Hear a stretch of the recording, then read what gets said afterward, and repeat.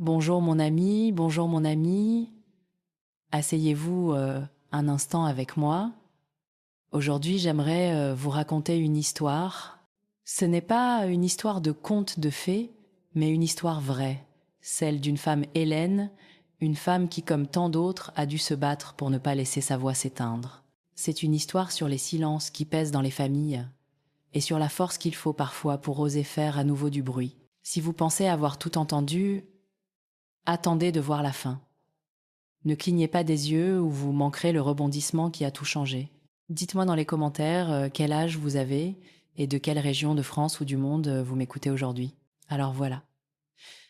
Je vivais mes années dorées sous le soleil de Provence, persuadée d'avoir enfin gagné le droit de dire ce que je pensais quand je le voulais. N'est-ce pas ça le privilège de l'âge? On a travaillé, on a élevé ses enfants, on a payé ses impôts, et on peut enfin s'asseoir sur sa terrasse, siroter un verre de rosé et donner son avis sur toute la politique à la recette de la salade niçoise. C'est ce que je croyais en tout cas. Mais la vie, comme toujours, avait encore quelques surprises, en réserve même pour une femme qui avait survécu à 3 enfants, 2 maris et un figuier particulièrement tenace dans le jardin. C'était un dimanche, le genre de journée qui vous rend reconnaissante d'être en vie en Provence. Le soleil brillait, les cigales chantaient, et une légère brise suffisait à rendre la chaleur supportable presque douce. Mon fils Julien et sa femme Léa étaient venus déjeuner comme presque tous les dimanches. J'avais préparé mon fameux poulet rôti du dimanche, une purée de pommes de terre maison, et bien sûr, ma salade de pommes de terre, celle que ma mère m'avait apprise à faire. Avec une bonne dose de moutarde, beaucoup d'amour, et absolument au grand jamais de raisins secs. Nous étions attablés, nous rions, nous partagions des souvenirs comme toutes les familles sont censées le faire. Mais au fil du repas, j'ai remarqué que Léa devenait de plus en plus silencieuse. Elle picorait dans son assiette, touchant à peine à la salade de pommes de terre, et lançait des regards furtifs à Julien, ce regard que les femmes ont quand elles attendent que leur mari fasse quelque chose, sans avoir à le dire à voix haute. J'ai essayé de l'ignorer, mais vous savez ce que c'est. Une mère remarque tout même quand elle fait semblant de ne rien voir. Après le repas, pendant que Léa m'aidait dans la cuisine, ce qui consistait surtout à réorganiser mon étagère à épices, en soupirant longuement, Julien m'a prise à part. Il avait cet air nerveux le même que lorsqu'il était adolescent, et devait m'avouer qu'il avait cassé une fenêtre ou abîmé la voiture. Maman, commença-t-il en se balançant d'un pied sur l'autre comme un petit garçon. Je peux te demander quelque chose? Bien sûr, mon chéri, ai-je répondu, me préparant déjà au pire. Qu'est-ce qui te tracasse? Il a pris une grande inspiration, comme s'il s'apprêtait à plonger dans une piscine glacée. Est-ce que tu pourrais, peux, être, garder tes opinions pour toi quand Léa est là? Elle est un peu sensible? Sensible. J'ai failli éclater de rire. C'était la même femme qui m'avait dit un jour que mes rideaux faisaient un peu trop années 70 et que mon bœuf bourguignon était un goût à acquérir. Mais je me suis mordu la langue, car j'ai vu que Julien était très sérieux. Il me regardait avec ses grands yeux bruns, les mêmes que quand il était bébé, et j'ai senti mon cœur se serrer un peu. Je veux juste que tout le monde s'entende. Ah, il ajoutait la voix à peine plus haute qu'un murmure. C'est juste que, parfois tu dis des choses et Léa le prend mal. J'ai hoché la tête, essayant de rester neutre, mais à l'intérieur, une rage sourde montait. J'avais élevé 3 enfants survécus à 2 maris et à un figuier capricieux. Et maintenant je devais marcher sur des œufs avec ma propre belle-fille. J'ai essayé. Vraiment. Mais avez-vous déjà essayé de vous taire quand quelqu'un suggère de mettre des graines de chia dans une salade de pommes de terre traditionnelle? C'est contre nature. C'est comme demander à un chien de ne pas aboyer après le facteur, ou à un chat de ne pas faire tomber des objets de l'étagère. Certaines choses font simplement partie de nous. Ce soir-là, après leur départ, je me suis assise sur ma terrasse, les yeux levés vers les étoiles. Le ciel de Provence est le plus beau de tous. Clair infini, avec plus d'étoiles qu'on ne peut en compter. J'ai repensé à ce que Julien m'avait dit. Et pour la première fois depuis longtemps, je me suis sentie petite invisible. Comme si on me demandait de me rétrécir, de prendre moins de place dans ma propre vie. Ce n'était pas une sensation agréable, mais j'aime mon fils et je veux qu'il soit heureux. Alors j'ai décidé de faire un effort. Le dimanche suivant, je me suis mordu la langue si fort que j'ai cru avoir besoin de points de suture. Léa parlait de son nouveau régime, quelque chose sans gluten, sans lactose, et à en juger par le goût de sa cuisine, sans joie. J'ai souri et hoché la tête même quand elle a suggéré que j'essaye le lait d'amande dans ma purée. Du lait d'amande dans une purée de pommes de terre. Ma mère se serait retournée dans sa tombe. J'essayais de garder mes opinions pour moi, mais ce n'était pas facile. Chaque fois que Léa faisait une suggestion utile sur ma cuisine ou ma décoration, je sentais ma tension artérielle grimper. J'ai commencé à redouter les dimanches qui étaient autrefois mon jour préféré de la semaine. Les jours où ma maison était remplie de rires d'histoire, et oui, d'un peu de caractère bien trempé me manquaient. Maintenant, j'avais l'impression de marcher sur des œufs dans ma propre maison. Un après-midi, j'ai appelé mon amie Martine pour me plaindre. Martine et moi sommes amies depuis que nos enfants étaient en couche. Et s'il y a bien une chose pour laquelle elle est douée, c'est pour dire les choses franchement. « Tu ne peux pas les laisser te réduire au silence, ma chérie », m'a-t-elle dit, sa voix crépitant au téléphone. « Tu as gagné le droit de dire ce que tu penses. S'ils ne peuvent pas le supporter, c'est leur problème. » Je voulais la croire, mais la peur s'était déjà installée. Et si Julien arrêtait de venir ? Et si je perdais ma famille parce que je ne pouvais pas tenir ma langue ? Cette pensée me tenait éveillée, la nuit me retournant dans mon lit, rejouant chaque conversation dans ma tête. J'ai commencé à douter de moi-même, me demandant si j'étais pas vraiment trop pleine d'opinions, trop bruyante, trop tout. Et puis un dimanche, Léa a apporté ses fameux cookies santé, faits avec des pois chiches et sucrés aux dattes. J'en ai pris une bouchée et j'ai failli m'étouffer. Délicieux, ai-je menti en forçant un sourire. Mais en regardant Julien et Léa grignoter leurs biscuits, j'ai eu une révélation. Je ne voulais pas passer le reste de ma vie à faire semblant d'aimer des choses que je détestais ou à me taire juste pour maintenir la paix. La vie est trop courte pour les mauvais biscuits et le silence. Ce soir-là, sur ma terrasse, j'ai pris une décision. Je n'allais laisser personne, même pas ma famille, me faire sentir petite. J'avais passé trop d'années à trouver ma voie pour la perdre maintenant. Être que je devais trouver une nouvelle façon de me faire entendre. Une façon qui n'impliquait pas de déjeuners dominicaux ou de silence gênant. Être juste être qu'il était temps de secouer un peu les choses. Et c'est là, mes amis, que la véritable aventure a commencé. Pendant quelques semaines, j'ai joué le jeu. Je suis devenue une experte pour hocher la tête et fredonner mon accord, même quand chaque fibre de mon être voulait crier « Mais laissez-moi utiliser du vrai beurre pour l'amour du ciel ». Mais je me taisais parce que c'est ce que Julien m'avait demandé. Et j'aime mon fils plus que le son de ma propre voix. Ce qui, si vous me connaissez un peu, n'est pas peu dire. Ce n'était pas seulement la nourriture, même si c'était une grande partie du problème. C'était la façon dont Léa me regardait comme si elle attendait que je dérape, que je dise quelque chose de déplacé ou de démodé. J'ai commencé à me sentir comme une invitée dans ma propre maison, à marcher à pas de loup dans ma propre cuisine, ayant peur, ne serait-ce que de prononcer le mot mayonnaise. Je me surprenais à m'arrêter avant de raconter une anecdote de mon enfance, craignant qu'elle ne soit trop longue ou pas assez pertinente. J'ai même arrêté d'écouter mes vieux disques vinyles le dimanche matin, au cas où la musique serait trop forte ou trop datée. Ma maison, autrefois remplie de rires de musique et de l'odeur de la bonne cuisine, a commencé à ressembler à un musée silencieux, stérile et un peu triste. Le pire, c'est la vitesse à laquelle j'ai commencé à douter de moi. Je m'étais toujours targuée d'être une femme forte et indépendante. J'ai élevé 3 enfants seuls, après le décès de mon premier mari. Et j'ai survécu à un second mariage qui était plus de travail que de plaisir. J'avais construit ma vie, ici en Provence. Je m'étais fait des amis, j'avais rejoint des clubs, et j'avais même appris la danse en ligne, même si ma nièce ne me l'a toujours pas pardonné. Mais maintenant, je me retrouvais à peser chaque mot, chaque geste, chaque petite chose qui faisait de moi, eh bien, moi. Le bruit me manquait. Le bon bruit. Le son de mes enfants se disputant la dernière part de tarte. Le cliquetis de la vaisselle pendant que nous débarrassions après un grand repas. Les rires qui résonnaient dans les couloirs bien après que tout le monde soit parti. Les histoires, les blagues, les petites taquineries que seule une famille peut se permettre me manquaient. Maintenant, j'avais l'impression de vivre dans une bibliothèque et j'étais la seule à avoir oublié de chuchoter. Une nuit après un autre de ces dîners dominicaux silencieux, je me suis assise sur ma terrasse. Je me suis enroulée dans mon vieux plaid. celui que ma mère m'avait fait quand j'ai emménagé ici et j'ai laissé l'air frais du soir m'envelopper. J'ai pensé à toutes ces années que j'avais passées à construire cette vie, à tous les souvenirs que j'avais créés dans cette maison. Était-ce à cela que la retraite devait ressembler silencieuse et invisible? Étais-je vraiment censé me fondre dans le décor? Juste une autre vieille dame en Provence qui n'a plus rien à dire. La peur s'est insinuée lente et régulière, comme le froid qui s'installe après le coucher du soleil.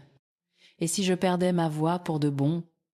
Et si je devenais une de ces femmes que l'on voit au supermarché, avançant en silence dans les allées invisibles pour tous ceux qui l'entourent? Je m'étais toujours promis que je ne laisserais jamais cela arriver.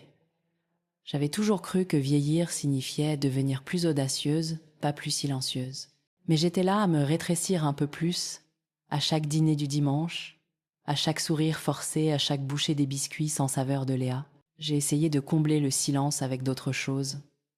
J'ai commencé à lire davantage, à me perdre dans des histoires de femmes qui refusaient d'être réduites au silence. J'ai appelé mes amis plus souvent, même si je me surprenais à me plaindre plus qu'à rire. J'ai même essayé de me mettre au tricot, pensant que je pourrais canaliser toute mon énergie refoulée dans quelque chose de productif. Mais après 3 écharpes de travers et une paire de moufles qui n'iraient même pas à un bambin, j'ai réalisé que j'essayais juste de m'occuper les mains pour ne pas penser à ma solitude.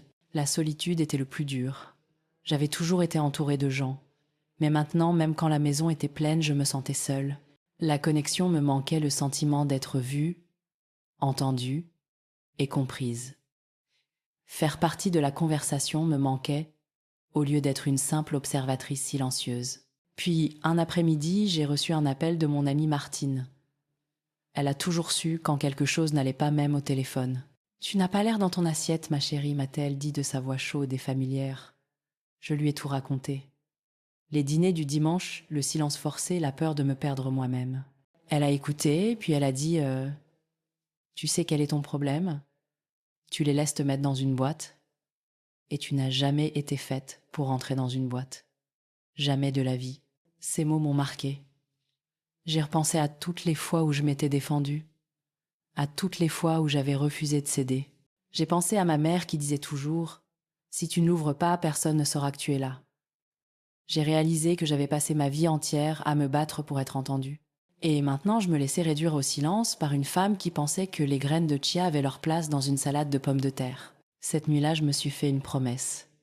Je n'allais pas laisser la peur me transformer en quelqu'un que je ne reconnaissais pas. Je n'allais pas disparaître dans le décor. Pas maintenant, pas jamais. Je ne savais peu. Être pas exactement quoi faire. Mais je savais une chose avec certitude. Je n'avais pas dit mon dernier mot. J'avais encore des histoires à raconter, des blagues à faire et des opinions à partager, que cela plaise à Léa ou non. Le dimanche suivant, j'ai mis ma robe la plus colorée, celle avec les grands tournesols que Léa trouvait toujours un peu excessive. J'ai fait ma salade de pommes de terre, comme je l'aimais, avec un supplément de moutarde et pas une seule graine suspecte en vue. J'ai mis la table avec ma belle vaisselle. Je me suis servi un verre de vin et j'ai attendu l'arrivée de Julien et Léa. Je ne savais pas ce qui allait se passer, mais pour la première fois depuis des semaines, je me sentais à nouveau moi-même.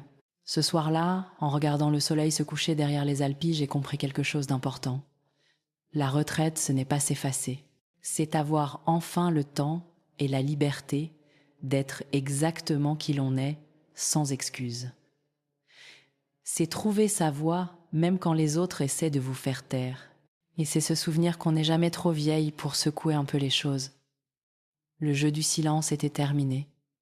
Il était temps de faire un peu de bruit. Parfois, les meilleures idées vous viennent quand vous vous y attendez le moins. Pour moi, c'est arrivé un mardi matin, juste après ma 2e tasse de café, alors que je regardais par la fenêtre la maison d'à côté. Elle était vide depuis des mois, le panneau « à vendre » se balançant dans la brise provençale, l'air un peu plus désespéré chaque jour. J'avais vu défiler une procession d'acheteurs potentiels, mais aucun ne restait assez longtemps pour s'imaginer y vivre. Et c'est là que l'idée m'a frappée. Si mon fils voulait que je me taise dans sa maison, soit. Mais si j'avais ma propre maison juste à côté, je pourrais être aussi bruyante que je le voulais, écouter ma musique, raconter mes histoires et le meilleur de tout. Je pourrais toujours garder un œil sur Julien et Léa, sans avoir à marcher, sur les œufs des sentiments de quiconque. Plus j'y pensais, plus cela me semblait être la solution parfaite. Pourquoi devrais-je me rétrécir alors que je pouvais simplement étendre mon territoire? Le lendemain matin, j'ai appelé ma vieille amie Martine, qui se trouve être l'agent immobilier le plus curieux de la région. S'il y a une chose que Martine aime plus qu'une bonne affaire, c'est une bonne histoire. Et je savais que celle-ci allait l'amuser. Martine, ai-je dit, je veux acheter la maison d'à côté. Il y a eu un silence à l'autre bout du fil. Puis elle a éclaté de rire. Tu n'es pas sérieuse? Hâtée, elle dit, mais je pouvais entendre l'excitation dans sa voix. Oh, si je suis très sérieuse. Et je veux conclure l'affaire aussi vite que possible. J'ai un message à faire passer. En moins d'une heure, Martine était à ma porte, avec une pile de papier et une lueur de malice dans les yeux. Nous avons visité la maison ensemble. Et même si elle avait besoin d'un peu de travaux, d'accord, de beaucoup de travaux, je me voyais déjà là, assise sur la terrasse, faisant un signe de la main à Julien et Léa à chacun de leur passage. À la fin de la semaine, j'avais les clés en main et un sourire qui ne me quittait plus. Laissez-moi vous dire que l'expression sur le visage de mon fils valait chaque centime. J'ai attendu le dîner du dimanche pour leur annoncer la nouvelle en faisant glisser les clés sur la table avec un certain panache. « Devinez qui est votre nouvelle voisine » ai-je dit, en essayant de garder mon sérieux. La mâchoire de Julien est tombée et les yeux de Léa se sont tellement écarquillés que j'ai cru qu'ils allaient sortir de leurs orbites. Pendant un moment, personne n'a rien dit. Puis Julien s'est mis à rire en secouant la tête incrédule. « Il n'y a que toi pour faire ça, maman. » Hâté, il dit, et je sentais qu'il était à la fois amusé et un peu terrifié. Léa, en revanche, avait l'air d'avoir croqué dans un de ses propres cookies au chou kale. « Tu déménages à côté ?» Hâté. Elle demandait la voix à peine audible. C'est inattendu. J'ai simplement souri et répondu « Eh bien, vous me connaissez, j'aime bien pimenter les choses. » L'emménagement fut une aventure en soi. Je n'avais pas déménagé depuis des décennies. Martine m'a aidé à tout organiser et nous avons passé des heures à rire des choses que j'avais gardées. Chaque objet avait une histoire et je les racontais toutes haut et fort pendant que nous déballions les cartons. Pour la première fois depuis longtemps, je me sentais moi-même sans filtre, sans censure et sans m'excuser d'être bruyante. Une fois installée, je n'ai pas perdu de temps pour marquer mon territoire. Chaque matin, j'arrosais mes géraniums en parlant un peu trop fort des joies du vrai beurre et des dangers du chou kale. Je fredonnais des chansons de Charles Aznavour en balayant ma terrasse et parfois je me lançais même dans une chanson complète si l'envie m'en prenait. Léa jetait un coup d'œil par-dessus la haie, le visage partagé entre la curiosité et une légère irritation, et je lui lançais un grand « bonjour voisine » en souriant. Parfois, j'invitais Martine pour le café et nous nous installions sur la terrasse ricanant, comme deux adolescentes à échanger des histoires et les derniers potins du quartier. Je voyais Julien nous observer depuis la fenêtre de sa cuisine secouant la tête, mais avec un sourire en coin. Très vite, le reste du voisinage a remarqué mon grand déménagement. Les gens s'arrêtaient pour dire bonjour, apportant des tartes en guise de bienvenue et des questions curieuses. « Pourquoi avez-vous déménagé juste à côté de votre fils ?» demandait-il. Et je répondais avec un clin d'œil. « Eh bien, il faut bien que quelqu'un le surveille. » La vérité, c'est que j'aimais être proche de ma famille, même si cela signifiait un peu de drame de temps en temps. Et j'aimais avoir mon propre espace, un endroit où je pouvais être moi-même. Bien sûr, il y a eu quelques accros. La première fois que j'ai organisé le dîner du dimanche dans ma nouvelle maison, Léa a essayé de prendre le contrôle de la cuisine. Je l'ai laissé faire pendant environ 5 minutes avant de reprendre gentiment mais fermement les rênes. « C'est ma cuisine maintenant » lui ai-je dit en lui tendant un verre de vin et en la poussant doucement vers la terrasse. « Va te détendre, je gère. » Elle a eu l'air un peu stupéfaite, mais elle n'a pas protesté. Julien m'a juste fait un grand sourire et un pouce en l'air. J'ai commencé à inviter mes amis plus souvent en remplissant la maison de rire de musique et de l'odeur de la bonne cuisine. Parfois, je surprenais Léa en train d'écouter depuis sa terrasse un air mélancolique sur le visage. Je me demandais si peu. Être le bruit et le chaos ne lui manquaient pas autant qu'à moi. Un après-midi, je l'ai vue près de la clôture, l'air un peu perdu. Je l'ai interpellée. « Viens nous rejoindre, Léa. On va commencer une partie de belote et j'aurai bien besoin d'une partenaire. » Elle a hésité puis a traversé lentement le jardin. À la fin de l'après-midi, elle riait et racontait ses propres histoires. Et j'ai réalisé que peu, être juste peu, être nous, n'étions pas si différentes après tout. Vivre à côté de mon fils et de sa femme n'était pas toujours facile, mais ce n'était jamais ennuyeux. Il y avait des jours où je me demandais si j'avais fait une erreur. Mais ensuite, je me souvenais de la solitude que j'avais ressentie de ce sentiment d'être petite et invisible. Ici, dans mon propre espace, je pouvais être aussi bruyante ou aussi silencieuse que je le voulais. Je pouvais remplir mes journées avec les choses que j'aimais entourées de gens qui me faisaient sentir vivante. Et si cela signifiait froisser quelques susceptibilités en chemin, eh bien tant pis. La vie est trop courte pour rester assise sagement dans un coin à attendre que quelqu'un vous invite à table. Parfois, il faut tirer sa propre chaise, se servir un verre de vin et lancer la conversation. Et si vous avez de la chance peu, être que les gens que vous aimez vous rejoindront un par un jusqu'à ce que la maison soit à nouveau pleine. Alors chaque matin, j'arrose mes plantes, je chante mes chansons et je salue ma famille de l'autre côté de la haie. Je raconte mes histoires, je partage mes opinions et je vis ma vie à voix haute. Et vous savez quoi? C'est vraiment très agréable. Il n'a pas fallu longtemps à mon fils et à Léa pour réaliser qu'on ne peut pas réduire au silence une femme qui a des choses à dire. Je suppose que c'était inévitable. Après tout, j'avais passé ma vie entière à apprendre à m'exprimer, à me faire entendre et à remplir une pièce de rire d'histoire et de cette sorte de sagesse qu'on acquiert qu'en traversant quelques tempêtes. Mais pendant un temps, je crois que nous l'avions tous oublié. Nous étions tellement préoccupés par le maintien de la paix et le confort de chacun que nous avions perdu de vue l'essentiel, être nous-mêmes. Même si cela signifie être un peu trop bruyant, un peu trop honnête ou un peu trop tout. Les premières semaines dans ma nouvelle maison furent un tourbillon d'activités. J'étais occupée à déballer des cartons, à accrocher de vieilles photos de famille et à rendre l'endroit chaleureux. Chaque matin, je saluais Julien et Léa quand ils partaient au travail et je surprenais parfois Léa en train de jeter un coup d'œil à travers les rideaux, se demandant probablement ce que je préparais encore. Je sentais qu'elle s'habituait encore à l'idée de m'avoir si près. Mais j'espérais qu'avec le temps, elle verrait cela comme une bénédiction, plutôt que comme un fardeau. Un après-midi, alors que je préparais une fournée de mes fameux cookies aux pépites de chocolat, avec du vrai beurre, je vous remercie, j'ai entendu frapper doucement à la porte. J'ai ouvert et j'ai trouvé Léa tenant une assiette de ses propres biscuits, ces fameux cookies santé dont elle était si fière. Elle avait l'air un peu nerveuse, se balançant d'un pied sur l'autre, comme si elle n'était pas sûre d'être à sa place. « Bonjour », dit-elle en me tendant l'assiette. « J'ai pensé que tu aimerais des biscuits. » J'ai souri et pris l'assiette en résistant à l'envie de faire une blague sur le fait qu'il ressemblait plus à des palets de hockey qu'à un dessert. Au lieu de ça, je l'ai invité à entrer, je nous ai servi une tasse de café et nous nous sommes assises à la table de la cuisine, juste toutes les deux. Au début, nous avons parlé de la pluie et du beau temps des voisins des derniers potins du quartier. Puis Léa est devenue silencieuse, fixant sa tasse de café comme si elle y cherchait les mots justes. Finalement, elle a levé les yeux vers moi et a dit « Tu sais, en fait, tes histoires me manquent.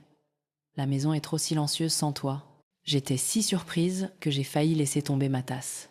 J'avais passé tellement de temps à m'inquiéter d'être trop pour elle que mes opinions, mes rires et ma grande personnalité n'étaient qu'une nuisance. Et la voilà qui me disait que ça lui manquait. J'ai senti une boule se former dans ma gorge. Pendant un instant, je n'ai pas su quoi dire. Nous sommes restés là en silence 1 minute. Puis sans crier gare, Léa s'est mise à rire un vrai rire sincère, pas le petit gloussement poli qu'elle réservait habituellement à mes blagues. « Tu te souviens de la fois où tu as dit à Julien qu'il était aussi bricoleur qu'une porte de sous-marin ?» dit-elle en essuyant des larmes de ses yeux. J'ai cru qu'il allait devenir tout rouge. Je n'ai pas pu m'empêcher de rire aussi en me souvenant de la tête de Julien ce jour-là. Nous avons ri jusqu'à en avoir mal aux côtes. Et pour la première fois depuis longtemps, j'ai eu l'impression que nous étions vraiment connectés, non pas comme belle-mère et belle-fille, mais comme deux femmes qui avaient toutes les deux traversé leur lot d'épreuves. Après avoir repris notre souffle, Léa est redevenue sérieuse. Je sais que je peux être un peu pointilleuse, a-t-elle admis. Je voulais juste que tout soit parfait. Tu comprends ? Je voulais que Julien soit heureux, et je pensais que si je pouvais juste garder les choses calmes et tranquilles, tout irait bien. J'ai hoché la tête, comprenant plus qu'elle ne l'imaginait. Je comprends, ai-je dit. Nous voulons toutes que nos familles soient heureuses.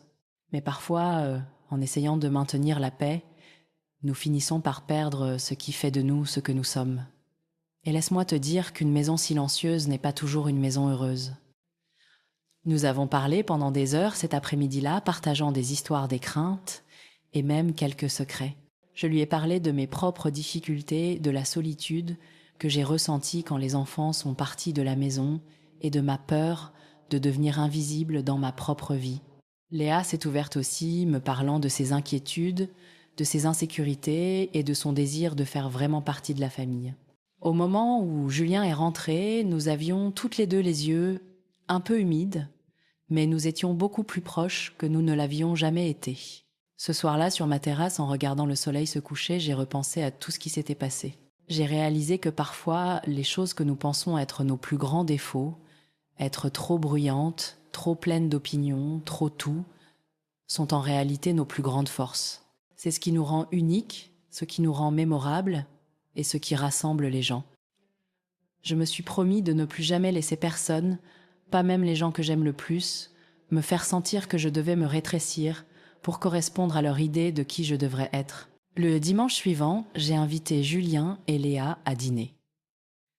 J'ai préparé tous les classiques poulets rôtis purée de pommes de terre et bien sûr ma fameuse salade de pommes de terre, toujours sans raisin. Alors que nous étions assis autour de la table à rire et à partager des histoires, j'ai ressenti une paix que je n'avais pas connue depuis longtemps. Il n'y avait aucune tension, aucune nécessité de marcher sur des œufs. J'ai promis de garder mes opinions à un volume raisonnable, mais je leur ai aussi rappelé avec un clin d'œil, on ne met pas maman dans un coin, surtout pas en Provence. À partir de ce jour, les choses ont été différentes. Léa a commencé à passer plus souvent parfois juste pour discuter ou partager une tasse de café. Nous avons trouvé un nouveau rythme. Un rythme qui nous permettait à tous d'être nous-mêmes bruyants, silencieux, et tout ce qu'il y a entre les deux. La maison était de nouveau remplie de rire. Et je savais au plus profond de moi que j'avais fait le bon choix. En y repensant, je réalise que la vie est trop courte pour la passer à essayer d'être quelqu'un que l'on n'est pas. Nous avons tous une voix, et elle mérite d'être entendue. Que ce soit pour raconter des histoires, partager des recettes, ou simplement rire un peu trop fort à une mauvaise blague. Alors si jamais vous vous sentez invisible, souvenez-vous, vous n'êtes jamais trop vieille, trop bruyante ou trop tout. Vous êtes exactement qui vous êtes censé être. Et si vous avez aimé ma petite aventure provençale, n'oubliez pas de vous abonner pour plus d'histoires vraies avec un peu de caractère et beaucoup de cœur. Qui sait ce que je ferai la prochaine fois peut être que j'achèterai tout le quartier. À la prochaine voisin.